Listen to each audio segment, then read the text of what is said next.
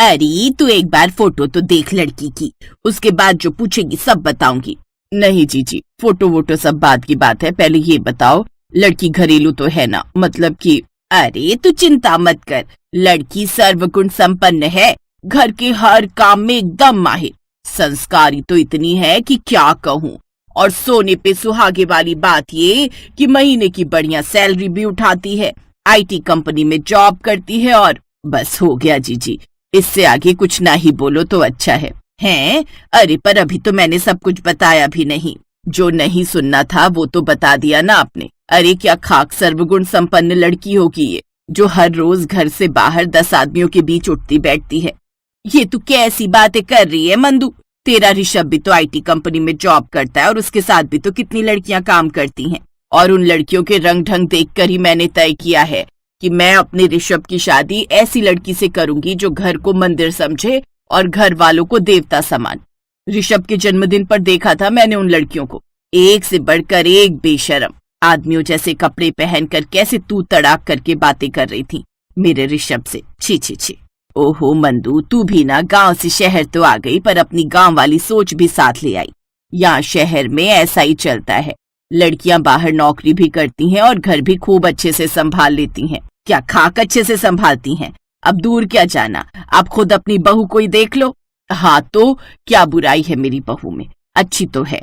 हाँ अच्छी है, लेकिन बस बातें बनाने में, सारा दिन फोन पर पटर पटर पटर, और घर का सारा काम तो नौकरों से करवाती है। ऐसा नहीं होता है मंदू, आरती घर से काम करती है तो उसे फोन पर ही सब कुछ संभालना होता है। और रही बात नौकरों की तो बस करो जीजी, मुझे आपसे कोई बहस नहीं करनी, और आपने मेरे ऋषभ की चिंता छोड़ी दो। मैं खुद ढूंढ लूंगी अपने लिए सर्वगुण संपन्न बहुरानी, जो आपकी आरती से तो बेहतर ही होगी। ये कहकर मंदाकिनी मुंह बनाते हुए अपने कमरे में चली गई। और तभी मंदाकिनी का इकलौता बेटा ऋषभ, जो काफी देर से पर्दे की ओट में छिपा खड़ा था, बाहर निकला और अपनी मौसी के पास जाकर धीरे से बोला, क्या यार मौसी, यहाँ तो बात और बिगड़ गई।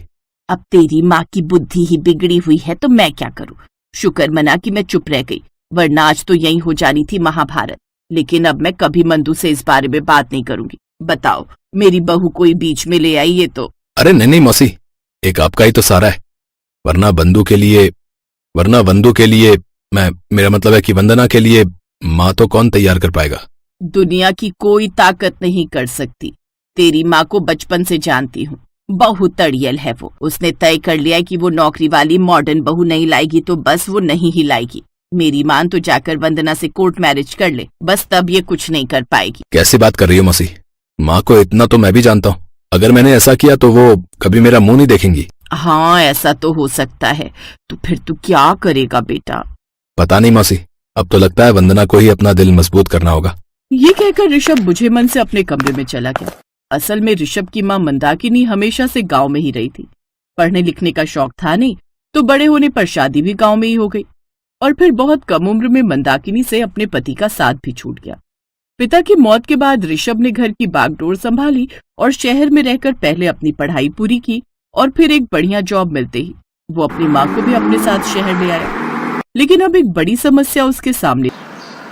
बंधु, माँ मानने को तैयार नहीं है। आई एम सॉरी, बट हमें। नहीं ऋषु, ऐसा मत कहो, मैं तुम्हारे बिना नहीं जी पाऊंगी। मेरे घर में तुम सबको पसंद हो, और तुम एक बार आंटी से खुद जाकर बात तो करो। चलो मैं अभी तुम्हारे साथ चलती हूँ, मैं भी देखती हूँ वो कैसे नहीं मानती हैं। वो नहीं मानेंगी बंधु, मौसी ने तुम्हारी फोटो दिखाने की कोशिश की थी उन्हें, बट तुम वर्किंग हो, ये सुनते ही उन्होंने साफ मना कर दिया। तो इसका मतलब प्रॉब्लम मेरी जॉब है? नहीं, सिर्फ जॉब नहीं, तुम्हारे कपड़े, तुम्हारा रहन सहन, मतलब कि तुम्हारा मॉडर्न होना उन्हें बिल्कुल बर्दाश्त नहीं। आज अगर मैं कोई अनपढ़ गवार लड़की पकड़ कर लाऊं ना, तो वो फट से हाँ कर देंगी। ऋषभ की बातें सुनकर वंदना गहरी सोच में डूब गई। तभी ऋषभ ने उससे कहा, बंधु, मैं तुमसे प्यार करता हूँ, पर मैं अपनी माँ को भी अकेला नहीं छोड़ सकता। पापा बहुत पहले ही उन्हें अकेला छोड़कर भगवान के पास चले गए थे, और अब अगर मैं भी। बोलते हुए ऋषभ का गला भर आया था और उसकी आंखें भी नम थी। तब वंदना ने उसे समझाते हुए कहा, ऋषभ, मैं कभी तुम्हारे और तुम्हारी माँ के बीच दीवार नहीं बनना चाहती, बट मैं वो बहू जरूर बन सकती हूँ जो उन्हें पसंद आ जाए। मतलब? फिर वंदना ने वो सब कुछ ऋषभ से कह डाला जो उसके दिमाग में चल रहा था। और फिर ठीक 1 हफ्ते बाद, हेलो जीजी, कैसी हो? मैं ठीक हूँ, तू सुना आज मेरी याद कैसे आ गई? अरे वो ऋषभ का रिश्ता पक्का कर दिया है ना, तो बस यही खुशखबरी देने के लिए फोन किया था। अच्छा, अब ऋषभ तैयार हो गया शादी के लिए? अरे जीजी, वो खुद ही तो ढूंढ लाया है अपनी दुल्हन। वंदना नाम है लड़की का, बड़ी प्यारी बच्ची है। पर तू कैसे मान गई? मानती कैसे नहीं, मेरा ऋषु ऐसे हीरा लड़की ढूंढ कर जो लाया है, गांव की एकदम सीधी सादी, बोलना तो जैसे जानती नहीं है, सारा दिन बस घर के कामों में लगी रहती है। सच जीजी, भगवान ने मेरी सुन ली। अल्लो, असली बात तो मैं बताना ही भूल गई, शादी का मुहूर्त अगले महीने का है, तो आप तो बस सामान बांधना शुरू कर दो। और इस तरह ऋषभ और वंदना की शादी तो किसी तरह हो गई, लेकिन अपनी सास की खुशी की खातिर वंदना ने जो जोखिम उठाया था, वो नहीं जानती थी कि उस पर कितना भारी पड़ने वाला था। अरे बहू, ऋषु कहाँ है? जी वो बाहर गए हैं, मैं अभी फोन करके बुलाती हूँ उन्हें। हैं, तुम्हारे पास फोन है? नहीं माँ जी, मैं तो घर के फोन की बात कर रही थी, अब वही जो बाहर हॉल में रखा है। वैसे रहने दो, मैं तो बस ये बताना चाह रही थी कि कल तुम्हारी पहली रसोई है, तो मैंने कई रिश्तेदारों को दावत पर बुलाया है। सामान ऋषभ ला देगा, पर बेटा ऐसा खाना होना चाहिए कि हर कोई उंगलियां चाटता रह जाए। जी माँ जी, आप फिक्र मत कीजिए, मैं सब कर लूंगी। वैसे खाने में बनाना क्या होगा? और फिर मंदाकिनी ने एक एक करके कुछ 11 से 12 चीजें बता दी जो वंदना को अपनी पहली रसोई पर बनानी थी। ये सब सुनते ही वंदना के होश उड़ गए, क्योंकि उसने ऋषभ के खातिर अपनी बोली और पहनावा तो बदल लिया था, यहाँ तक कि उसने अपनी अच्छी खासी जॉब भी छोड़ दी। लेकिन अब इतना सारा खाना वो कैसे बनाएगी, ये बड़ा सवाल था। अरे तुम चिंता क्यों करती हो, मैं हूं ना, मैं चुपचाप सारा खाना बाहर से ले आऊंगा। मुझे बहुत डर लग रहा है ऋषभ, कहीं हमारी पोल ना खुल जाए। कुछ नहीं होगा, बी रिलैक्स, मैं सब संभालूंगा। ये सब जितना आसान ऋषभ को लग रहा था उतना था नहीं, क्योंकि मंदाकिनी रसोई पर नजरें गड़ाए बैठी थी और वंदना मुंह लटकाए। क्या हुआ बहू, तुमने अभी तक कुछ शुरू नहीं किया? जी माँ जी, मैं कर लूंगी सब, आप आराम करिए ना। नहीं, काम बहुत है और समय कम, लगता है मुझे भी तुम्हारे साथ लगना ही पड़ेगा। चलो अब खड़ी क्या हो, काम शुरू करो। ऋषभ सारा सामान तो ले आया है ना? ये कहकर मंदाकिनी ने फ्रिज खोला जो पूरी तरह से खाली था, और फिर बहू सामान कहाँ है? मंदाकिनी का इतना कहना था और पीछे से ऋषभ की आवाज आई, लो वंदू, मैं ले आया सब कुछ, अब तुम बस इस सबको अच्छे से। इसके आगे ऋषभ कुछ बोल नहीं पाया, क्योंकि उसकी नजर अपनी माँ पर पड़ चुकी थी, जो गुस्से से उन डिब्बों को देख रही थी जो ऋषभ अपने साथ लेकर आया था। ये इतना सारा खाना बाहर से किस लिए और क्यों आया है, जरा बताएगा मुझे? माँ वो ये सब मैं बस ऋषभ, अब और झूठ नहीं। माँ जी, इन्हें ये सब लाने के लिए मैंने कहा था, क्योंकि मुझे। वंदना अपनी बात पूरी कर पाती उससे पहले ही मंदाकिनी गुस्से से भन्नाती हुई रसोई से बाहर चली गई। उसने सबसे पहले रिश्तेदारों को फोन करके घर न आने को कहा, और फिर माँ आप हमारी बात को सुन तो लो एक बार। माना कि वंदना वैसी नहीं है जैसा आपने चाहा था, लेकिन वो बहुत अच्छी है, आप एक बार उसे जान तो लो। बस मुझे कुछ जानना समझना नहीं है, पर तुम दोनों ये बात अच्छे से जान लो कि अब मैं तुम दोनों के साथ इस छत के नीचे नहीं रह सकती। तुम दोनों रहो यहाँ अपने हिसाब से, मैं वापस गांव जा रही हूँ। मंदाकिनी अपना फैसला सुना चुकी थी। ऋषभ और वंदना लाख कोशिश करके भी उसके इस फैसले को बदल नहीं पाए, और फिर कुछ महीनों के बाद। बस कर मंदू, कब तक जिद करती रहेगी? तेरी तबीयत बिगड़ती जा रही है। ऋषभ और वंदना को एक मौका तो दे। नहीं जीजी, उनका नाम भी मत लेना मेरे सामने। उस पराई लड़की से क्या कहूँ जब मेरी खुद की औलाद ने मुझे इतना बड़ा धोखा दिया। मैं मरती मर जाऊंगी, लेकिन उन दोनों के साथ जाकर नहीं रहूंगी। और अगर हम यहाँ आकर आपके साथ रहें, तब तो आपको कोई दिक्कत नहीं होगी ना माँ जी? वंदना और ऋषभ अपने सामान के साथ मंदाकिनी के सामने खड़े थे, और उन्हें उल्टे पांव लौटाने की हिम्मत मंदाकिनी नहीं कर पाई। मंदाकिनी को लगा था कि वो दोनों बस कुछ ही दिन उसके साथ गांव में रह सकेंगे, लेकिन वो दोनों तो पूरी तैयारी के साथ आए थे, और वंदना की देखरेख और सेवा से मंदाकिनी पूरी तरह स्वस्थ हो गई। और फिर मैं अब ठीक हूँ, तुम दोनों जाओ वापस, तुम्हारे काम का नुकसान हो रहा होगा। नहीं माँ, हम वापस नहीं जा रहे, हमेशा यहीं रहेंगे, आपके पास और आपके हिसाब से। और ये फैसला मैंने नहीं, वंदना ने लिया है। ऋषभ की बात सुनकर मंदाकिनी चौंक गई। इतने दिनों में इतना तो वो समझ गई थी कि उसने वंदना को गलत समझा, लेकिन वो उसके खातिर शहर छोड़कर गांव में रहना चाहेगी, ये उसने कभी नहीं सोचा था। और फिर एक दिन, माँ जी आप कहीं जा रही हैं क्या? हाँ, और तुम दोनों भी चल रहे हो मेरे साथ। पर कहाँ माँ? घर, जो अब से तुम दोनों के साथ साथ मेरा भी है।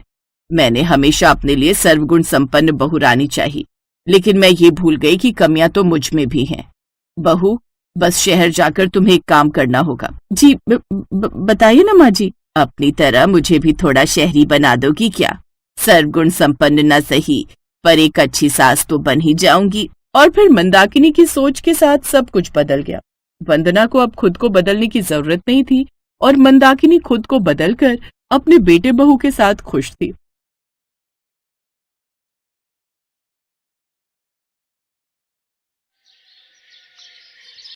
भाभी, हमारे कॉलेज की तरफ से गोवा के लिए एक ट्रिप ऑर्गेनाइज की गई है, जिसके लिए वो हमसे 5,000 रुपए ले रहे हैं। मेरी सभी सहेलियां जा रही हैं। मेरा भी बहुत मन है, प्लीज मुझे जाने दो। हे राम, 5,000 रुपए! इतने में तो मैं महीने भर का राशन भरवा लूं। कोई जरूरत नहीं है कहीं जाने की। चुपचाप से घर पर रहो और घर के कामकाज में मेरी मदद करो। ये लो, जल्दी से इन कपड़ों को प्रेस कर दो। लेकिन भाभी, अभी तो मुझे कॉलेज के लिए देर हो रही है। मैं शाम को आकर सारे कपड़े प्रेस कर दूंगी। अरे, पढ़ लिख के कौन सी तू कलेक्टर बन जाएगी? शादी के बाद चूल्हा चौका ही तो संभालना है। चल, अब जल्दी से सारे कपड़े प्रेस कर दे। इसके बाद बेचारी शिवानी उस दिन कॉलेज न जाकर सभी कपड़ों को प्रेस करने लग जाती है। शिवानी जब 8 साल की थी, तभी उसके माता पिता का देहांत हो गया था। वो अपने भैया भाभी के साथ रहती थी। उसके भैया भाभी उसके साथ अच्छा बर्ताव नहीं करते थे। अगले दिन सुबह जब शिवानी कॉलेज जाती है तो वहां उसका बेस्ट फ्रेंड आकाश उससे पूछता है, अरे शिवानी, कल तुम कॉलेज क्यों नहीं आई? पता है मैं कितनी देर तक तुम्हारी राह देखता रहा। बस यूं ही आकाश, एक्चुअली वो घर में काम ज्यादा था। काम ज्यादा था या फिर तुम्हारी भाभी नहीं चाहती थी कि तुम कॉलेज जाओ? हाँ आकाश, दरअसल मेरी भाभी ने मुझे आने नहीं दिया। वो नहीं चाहती कि मैं कॉलेज जाऊं और पढ़ाई करूं। अगर मैं घर पर पढ़ना भी चाहूं तो वो कोई ना कोई बहाना बनाकर मुझे काम में लगा देती है। तो तुम उनकी शिकायत अपने भैया से क्यों नहीं करती?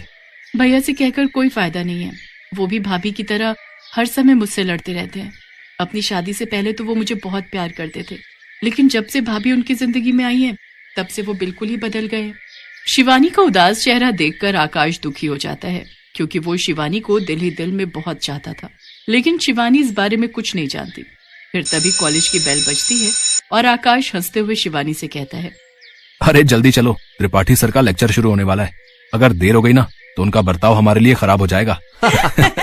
इसके बाद शिवानी और आकाश जोर जोर से हंसने लगते हैं और लेक्चर अटेंड करने के लिए क्लास में चले जाते हैं। ऐसे ही कुछ दिन बीत जाते हैं। फिर एक दिन आकाश शिवानी को अपनी कार में उसके घर छोड़ने चला जाता है, लेकिन गाड़ी से उतरते हुए नैना उसे देख लेती है और शिवानी के घर पहुंचते ही कहने लगती है, ये कोई वक्त है घर आने का? तुम्हारे अंदर कुछ शर्म बची है या नहीं? भाभी, आप इतना नाराज क्यों हो रही हो?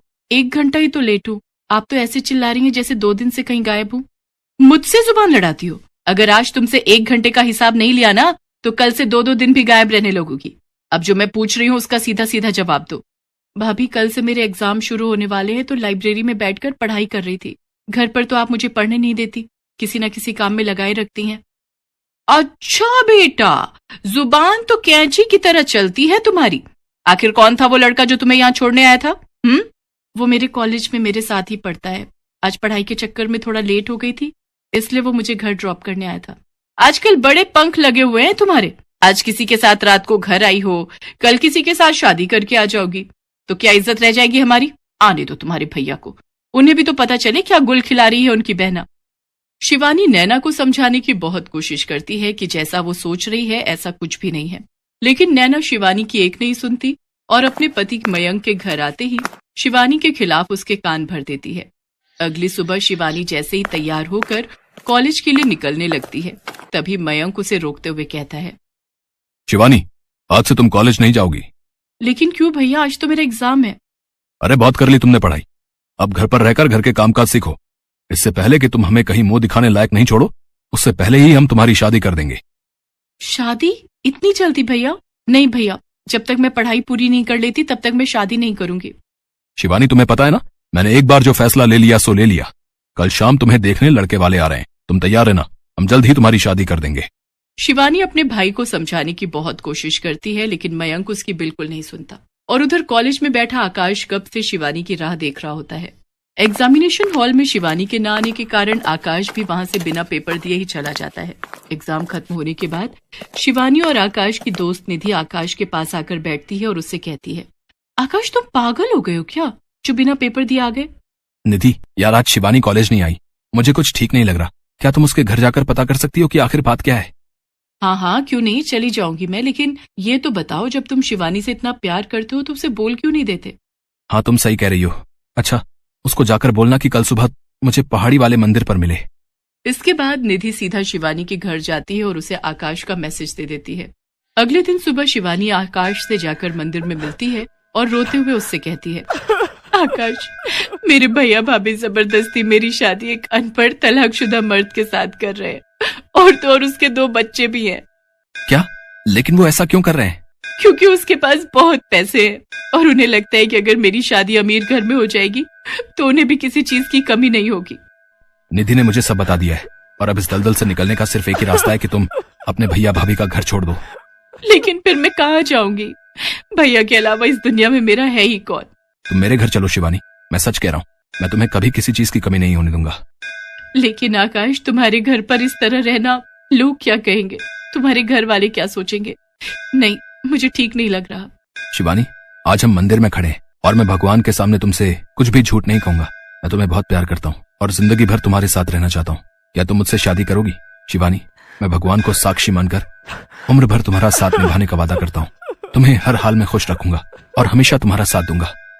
आकाश की बात सुनते ही शिवानी दंग रह जाती है और कुछ कह पाती उससे पहले ही आकाश कुमकुम उठाता है और उससे शिवानी की मांग भर देता है। आकाश की बातों ने शिवानी का मन भी जीत लिया। शायद उसे जिंदगी में पहली बार किसी ने इतना प्यार दिया था और वो राजी खुशी आकाश के साथ मंदिर में अग्नि को साक्षी मानकर शादी कर लेती है। शादी करने के फौरन बाद शिवानी आकाश के साथ अपने घर पहुंचती है तो उसकी भाभी उसको देखते ही जोर जोर से छाती पीटने लगी। हाय राम, ये क्या कर डाला इस लड़की ने, हमें कहीं मुंह दिखाने लायक नहीं छोड़ा। जिस बात का डर था वही हुआ, इस लड़की ने हमारे मुंह पर कालिक पोत दी। अच्छा, जब तुम पैसों की खातिर मेरी उस तलाकशुदा बच्चों के पिता से शादी करवाने जा रहे थे तब कुछ नहीं, और अगर मैंने अपनी पसंद के लड़के से शादी कर ली तो तुम्हारे खानदान की इज्जत मिट्टी में मिल गई। शिवानी, ये तुमने अच्छा नहीं किया। अब निकल जाओ मेरे घर से और फिर कभी मुझे अपनी शक्ल भी मत दिखाना। आज से तुम हमारे लिए मर गई। मर तो मैं आपके लिए उसी दिन गई थी भैया जिस दिन भाभी ब्याह कर इस घर में आई थी। बस ये बात कहने में आपको कई साल लग गए। इसके बाद आकाश शिवानी को अपने घर लेकर जा रहा होता है। तभी गाड़ी में बैठी शिवानी आकाश से पूछती है, आकाश, तुम्हें डर नहीं लग रहा? मुझे तो बहुत डर लग रहा है। ना जाने तुम्हारे मम्मी पापा क्या कहेंगे, पता नहीं वो हमारे रिश्ते को अपनाएंगे भी या नहीं। तुम घबराओ नहीं शिवानी, ऊपर वाले ने चाहा तो सब ठीक ही होगा। घर पहुंचते ही आकाश गाड़ी से उतरता है और शिवानी की तरफ का गेट खोलते हुए उसे बाहर आने के लिए कहता है। शिवानी घबराई हुई धीरे धीरे घर के दरवाजे तक जाती है तो देखती है कि एकदम से उनके ऊपर फूलों की बारिश होने लगती है और उसकी सास हाथ में आरती की थाल लिए खड़ी होती है। शिवानी ये सब देखकर दंग रह जाती है। आकाश के मम्मी पापा ने बहुत ही अच्छे से शिवानी का स्वागत किया और तोहफे के रूप में उसे सोने के गहने भी दिए। इसके बाद शिवानी और आकाश ने माता पिता के पैर छूकर उनका आशीर्वाद लिया। फिर शिवानी ने आकाश से पूछा, आकाश, अब तो बता दो ये सब क्या हो रहा है? तुम्हारे मम्मी पापा गुस्सा होने की जगह हमारी आरती उतार रहे हैं। मुझे तो कुछ समझ नहीं आ रहा। बताता हूँ बाबा, सब बताता हूँ। दरअसल मैंने अपने माता पिता को तुम्हारे बारे में पहले ही बता दिया था और उन्होंने ही मुझसे कहा था कि मैं आज ही तुमसे शादी कर लूं और तुम्हें उनकी बहू बनाकर इस घर में ले आऊं। और ये सब तैयारी, ये भी उन्हीं का ही आइडिया था। ओहो, तो इसीलिए मंदिर में मेरे जवाब का इंतजार किए बिना ही तुमने मेरी मांग में सिंदूर भर दिया, ताकि मेरे पास मना करने का कोई कारण ही ना रहे। हाँ, मेरे मम्मी पापा सुबह से इन सब तैयारियों में लगे हुए थे। उन्होंने ही घर को सजाया, तुम्हारे मेरे लिए गिफ्ट लेकर आए और ये फूलों वाला आइडिया, ये भी उन्हीं का ही था। सच में आकाश, तुम्हारे मम्मी पापा बहुत अच्छे हैं। तुम्हारे नहीं बल्कि हमारे।